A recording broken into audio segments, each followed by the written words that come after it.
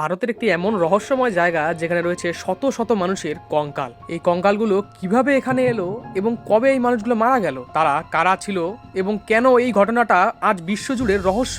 আর এই রহস্যময় স্থানটি ভারতের ঠিক কোন জায়গায় অবস্থিত, আজকের ভিডিওতে এই রহস্যেরই উন্মোচন করব। জায়গাটা হলো রূপকুণ্ড লেক, যেটি অবস্থিত ভারতের উত্তরাখণ্ড রাজ্যের চামোলি জেলায়। এটি হিমালয় পর্বতমালার মধ্যেই অবস্থিত। সমুদ্রপৃষ্ঠ থেকে এর উচ্চতা প্রায় 16,500 ফুট। এই অঞ্চলটি অত্যন্ত দুর্গম। এখানে মানুষের যাওয়া আসা খুবই কম।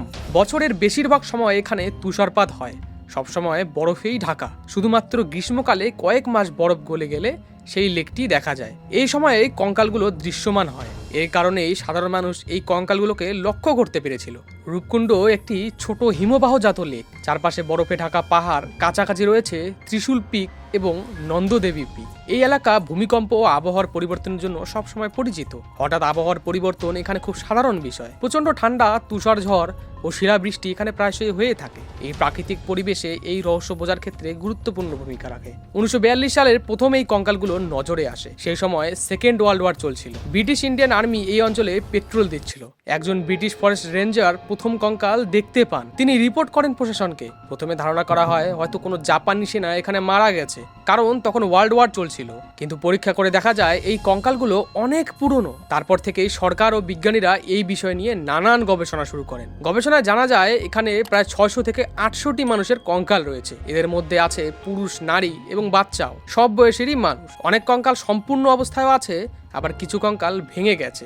এবং এই কঙ্কালগুলোর মধ্যেই অনেক কিছুতে চামড়ার জুতো, লাঠি, গয়না, ধাতব বস্তু এবং কাঠের জিনিসপত্র পাওয়া গিয়েছিল। এই জিনিসগুলো গবেষণায় গুরুত্বপূর্ণ তথ্য দেয়। প্রথম দিকে বিভিন্ন ভুল ধারণা তৈরি হয় এই কঙ্কালগুলোকে নিয়ে। অনেকে বলেছিল এখানে যুদ্ধ হয়েছিল, কেউ আবার বলে এখানে গণহত্যা হয়েছিল, কেউ আবার বলে ডাকাতদের আক্রমণে সবাই মারা গেছে। কিন্তু গবেষণায় দেখা যায় কোনো অস্ত্রের চিহ্ন নেই, কোনো যুদ্ধের প্রমাণও নেই, কোনো দুর্গ বা সামরিক ঘাঁটিও এখানে ছিল না। তাই যুদ্ধ একদমই হয়নি এখানে। তাই যুদ্ধের তত্ত্বটি একদম বাতিল হয়। 1950-এর দশক থেকে ভারত সরকার ও বিভিন্ন বিশ্ববিদ্যালয় এখানে গবেষণা শুরু করে। Archaeological Survey of India, ASI, National Geographics, Oxford University, Harvard University প্রায় প্রত্যেকেই এখানে গবেষণা করেন। এরা সবাই আলাদা আলাদা সময়ে গবেষণা করে গেছে। মূল গবেষণা হয় কার্বন ডেটিং, DNA টেস্টিং, বোন অ্যানালাইসিস এবং স্কুল ইঞ্জুরি স্টাডি।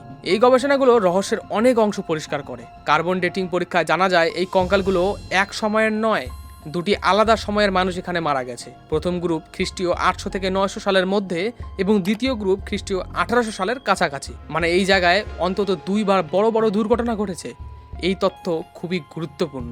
2019 সালের নেচার কমিউনিকেশনস জার্নালের একটি বড় গবেষণা প্রকাশিত হয়। এতে DNA অ্যানালিসিস করা হয়। ফলাফল ছিল চমকপ্রদ। গ্রুপ 1 অর্থাৎ 800 থেকে 900 AD, এরা ছিল সাউথ এশিয়ান অরিজিন, মানে ভারতীয় উপমহাদেশের মানুষ। এবং গ্রুপ 2 1800 AD, এরা ছিল মেডিটেরেনিয়ান অরিজিন, মানে গ্রিক, ইটালি, মিডল ইস্ট এর কাছাকাছি অঞ্চলের মানুষজন। সম্ভবত ইউরোপিয়ান এক্সপ্লোরারও বা ট্রাভেলারও এখানে ছিল। এই তথ্য মিস্ট্রিটাকে আরো বাড়িয়ে দেয়। কিন্তু প্রশ্ন হচ্ছে এই মানুষগুলো এখানে মারা কিভাবে গেল এবং তারা এখানে গিয়েছিলই বা কেন?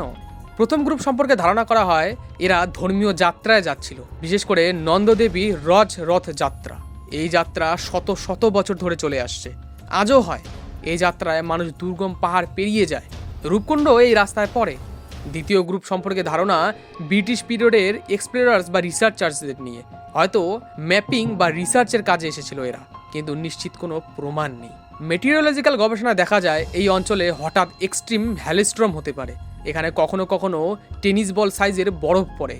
এই ধরনের হেলিস্ট্রম প্রাণঘাতী। পাহাড়ে খোলা জায়গায় থাকলে বাঁচা অসম্ভব। রূপকুণ্ড লেকের আশেপাশে আশ্রয়ের মতো বড় গুহা বা ঘর নেই। যদি হঠাৎ ঝড় শুরু হয়, মানুষ কাছে লুকানোর মতো নিরাপদ জায়গায় থাকে না। এরপর আরও একটি প্রমাণ পাওয়া যায়, অর্থাৎ রূপকুণ্ড এলাকার সঙ্গে নন্দা দেবী পূজার গভীর সম্পর্ক আছে।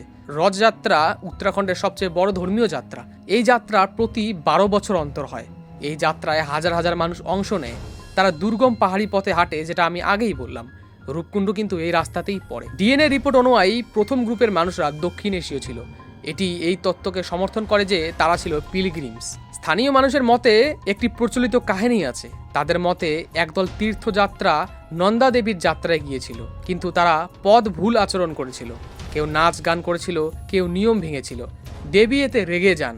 তিনি আকাশ থেকে পাথরের মতো বরফ ফেলেন, ফলে সবাই মারা যায়। এটি ধর্মীয় একটি ব্যাখ্যা, কিন্তু বিজ্ঞান এটাকে হ্যাইলস্ট্রম বলেন, অর্থাৎ তুষারপাতের মৃত্যু। সবচেয়ে অবাক করা বিষয় হলো দ্বিতীয় গ্রুপের ডিএনএ। এরা ছিল মেডিটেরিয়ান অরিজিন, মানে এরা ভারতীয় ছিল না, সম্ভবত গ্রিক, ইতালীয়, মধ্যপ্রাচ্যের মানুষ।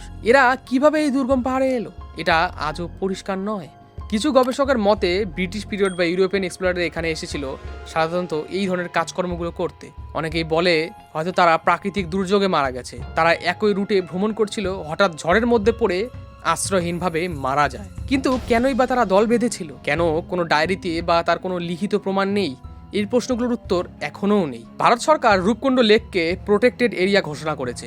এটি এখন নন্দদেবী বায়োস্ফিয়ার রিজার্ভের অংশ। এখানে যাওয়া স্পেশাল পারমিট লাগে এবং কঙ্কালগুলো সরানো আইনত নিষিদ্ধ, কারণ এগুলো আর্কিওলজিক্যাল এভিডেন্স। এগুলো নিয়ে এখনও রিসার্চ চলছে। কিন্তু কঙ্কাল মিউজিয়ামে রাখা হয়েছে, কিন্তু বেশিরভাগ এখনও লেকেই রয়ে গেছে। গত কয়েক দশকে রূপকুণ্ড লেক খুব জনপ্রিয় হয়েছে। অনেক ট্রেকার্স এখানে যায়, কিন্তু এর ফলে অনেক হার নিয়ে চলে গেছে, অনেকে আবার ক্ষতিও করেছে। এতে রিসার্চ ক্ষতিগ্রস্ত হয়ে গিয়েছিল, তাই সরকার এটিকে কঠোর নিয়ন্ত্রণে নিয়ে আসেন। কিন্তু এখন প্রশ্ন হচ্ছে, এখনও কেন এটি আনসলভড মিস্ট্রি? যদি হেইলস্ট্রম থিওরি সবচেয়ে গ্রহণযোগ্য হয়, অর্থাৎ তুষারপাতের জন্য তারা যদি মারা গিয়ে থাকে, তাহলে কিছু প্রশ্ন রয়েই যায়। কেন এত বড় দল একসাথে ছিল? কেন তারা কোনো ওয়ার্নিং পায়নি? কেন দ্বিতীয় গ্রুপও এসেছিল? কেন কেউ আবার বেঁচে ফিরতেই পারেনি? এই প্রশ্নগুলোর উত্তর নেই।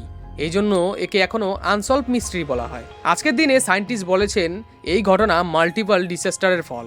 একাধিক সময়ে একাধিক দল একাধিকবার পড়েছে ঝড়ে। এই কারণেই কঙ্কালের সংখ্যা এতটা বেশি। এটা একবার ঘটেনি, এটা ধাপে ধাপে হয়েছিল। যাই হোক, এই লেক শুধু রহস্য নয়, এটা ইতিহাসের একটা নীরব সাক্ষী, শত শত মানুষের শেষ যাত্রার চিহ্ন। হয়তো ভবিষ্যতে বিজ্ঞান এর পুরো উত্তর দেবে, কিন্তু আজ রূপকুণ্ড এখন ভারতের সবচেয়ে বড় আনসলভড মিস্ট্রির মধ্যে একটি। ভিডিওটি যদি ভালো লেগে থাকে তাহলে অবশ্যই ভিডিওটিকে লাইক দিয়ে চ্যানেলটিকে সাবস্ক্রাইব করা ভুলবেন না, এবং এই রূপকুণ্ড লেক নিয়ে আপনার কি মতবাদ সেটা অবশ্যই কমেন্টে জানাবেন। দেখা হচ্ছে পরের ভিডিওতে, ততক্ষণ জন্য ভালো থাকুন এবং সুস্থ থাকুন।